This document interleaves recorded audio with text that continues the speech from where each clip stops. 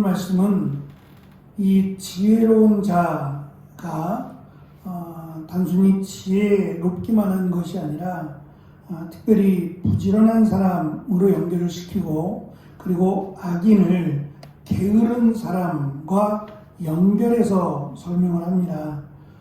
의롭고 정직하고 부지런한 사람, 그 사람을 의인이라고도 앞에서 설명을 했고요. 그는 하나님께서 부를 더하여 주신다라고 강조합니다.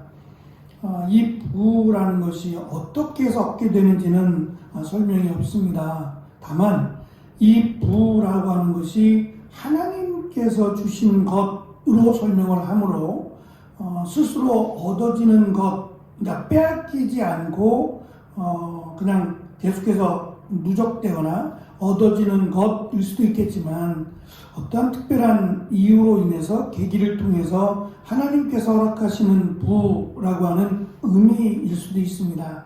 예상치 못한, 또는 자신이 그 수고와 노력을 하지 않고도 얻게 되는 부도 될 수 있다는 겁니다.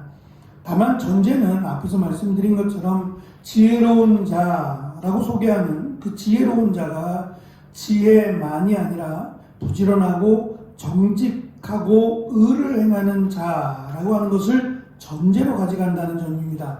그러니까 나는 수고하지 않는데 갑자기 얻어지는 그런 부를 말하지는 않습니다.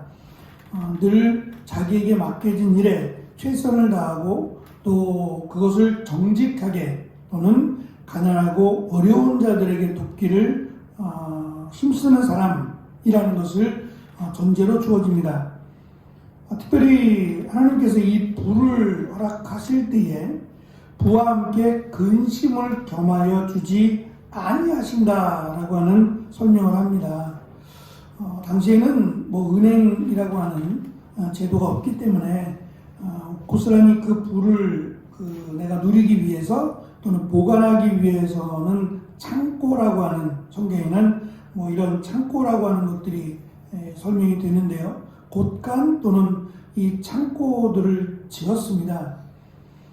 생각해보면 어느 날 갑자기 부자가 된 사람, 또는 부를 많이 갖고 있는 사람이라는 것이 복이긴 하지만, 악인들에게는 불의하게 다른 사람의 것을 취하려고 하는 자들에게는 좋은 먹잇감이 되기도 합니다.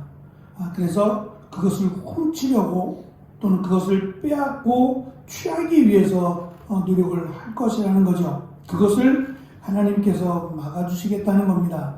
단순히 부하게만 하는 것이 아니라 그 부로 말미암아 예상치 못한 불의한 일들까지도 하나님께서 막아주신다라고 하는 것을 설명하고, 23절은 반대로 이제 미련한 자에 대한 설명을 합니다. 그가 왜 미련한지, 왜 그가 어리석고 하나님의 부를, 하나님께서 주시는 부를 얻지 못하게 되는지에 대한 설명입니다. 행악으로 낙을 삼는다라고 설명하는데요. 행악이라고 번역된 이 말은 생각과 행동입니다. 그가 생각하는 것, 그가 행동하는 것이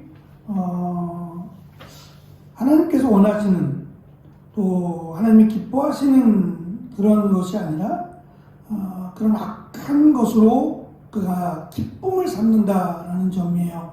그를 하나님이 돕지 않으신다는 겁니다. 돕지 않으시기는커녕 회오리 바람으로 하나님이 그를 멸하시겠다, 흔적도 남지 않고 사라지게 할 것이다 라고 하는 끔찍한 경고의 말씀을 주십니다. 고대 근동 지방에서 그 회오리 바람이라고 하는 것은 특정한 어떠한 바람을 의미하기보다는 그 지형적으로 헐몬산에서 불어오는 아주 차가운 바람이죠. 사시사철 눈 덮인 산이면 온도가 굉장히 낮을 텐데, 그 낮은 온도와 또 습한 온도가 만나서 그 갈릴리 호수에는 늘 회오리 바람에 대한 그런 그 영향권에 든다고 합니다. 갈릴리 호수에만 있는 것이 아니라 내륙에도 이 회오리 바람이 가끔씩 등장해서 이 강력한 바람으로 모든 것을, 심지어 나무까지도 다 뽑아버리는 그런 강력한 바람이 등장한다고 하는데요. 이 바람을 알고 있는 그들에게 그 바람이 그 자리에 있었던 모든 것을 흩어가는 것처럼 하나님은 악인을 그렇게 흩어가실 것이다. 그가 마치 여러 가지 생각들을 앞에서 있는 말씀 우리가 읽은 22절의 말씀과 연결해 본다면 부자가 된 하나님의 복을 주셔서 부자가 된 그 사람의 것을 빼앗기 위해서 취하기 위해서 여러 가지 수고와 노력과 계략을 짤지라도 하나님이 근심을 겸하여 주시지 않는다고 했기 때문에 이 악인의 그러한 악한 생각을 회오리 바람으로 그 사람을 멸하신다라고도 연결해 볼 수 있습니다. 반면에 명철한 사람은 지혜로 즐거움을 삼고 바라고 소망하는 것이 이루어질 뿐만 아니라 회오리 바람 가운데도 흔들리지 않을 것으로 설명을 합니다. 얼마나 강하면, 얼마나 뿌리가 견고하면 회오리 바람에도 견딜 수 있을까를 생각할지 모르지만 사실 이 말씀은 회오리 바람이 미치지 않는다는 얘기예요. 회오리 바람이 이 악인들은 그를 흩어서 사라지게 만들어 버리지만 이 의인 또는 지혜로운 자에게는 영향을 미치지 못한다는 거예요. 어찌 보면 우리의 입장에서는 바람에 눈이 달린 것도 아니고 그 강력한 회오리 바람이 어떻게 그렇게 누구만을 찾아서 골라서 영향을 미칠까도 생각해 볼 수 있겠지만 성경에 기록된 말씀 또 하나님의 능력을 믿는다면 불가능하지 않는다는 것을 알 거예요. 이론적으로 상식적으로는 불가능합니다. 하지만 하나님께서 행하시는 일이라면 얼마든지 가능한 일이라고 생각합니다.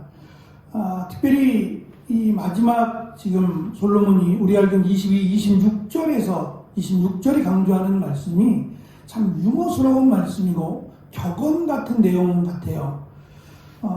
두 가지의 의미가 있다고 봅니다.